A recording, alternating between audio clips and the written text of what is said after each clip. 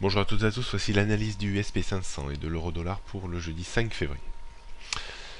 Le SP500 reste toujours dans cette zone parfaitement bien identifiée entre 1965 et 1975 points en support et 2063 points, 62 points en résistance.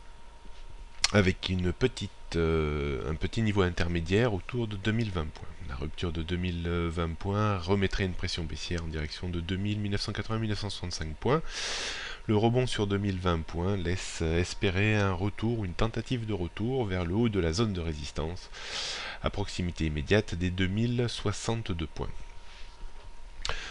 Je reste toujours un petit peu dans l'idée que cette structure à moyen terme reste plus une phase de distribution qu'une phase de consolidation pour voir l'indice monter beaucoup plus haut.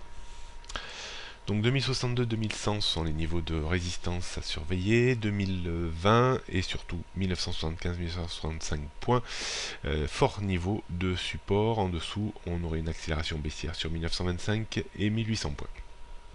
On peut considérer toujours que la tendance reste à la neutralité entre 2062 et 1965 points, avec pour, à mon sens, un tout petit billet baissier à plus longue échéance. Du côté de l'euro-dollar, après avoir réalisé une correction technique dans un premier temps vers 1,14 et dans un second temps vers 1,15, 1,1550, la parité est en train de fléchir de nouveau en repassant en dessous de 1,14. On pourrait avoir de nouveau une glissade sur rupture de 1,1260 puis 1,13 en direction des 1,11. Il faudrait maintenant, pour espérer remonter sur des niveaux supérieurs ou dans la grande bande de résistance au sens large compris entre 1,1640 et 1,20, déborder le point haut qui a été fait juste au-dessus des 1,1550. Pour l'instant, beaucoup de prudence et la tendance reste plutôt un peu plus baissière que haussière. Donc résistance 1,14, 1,15, 1,1640, 1,1750, 1,1870 puis 1,20.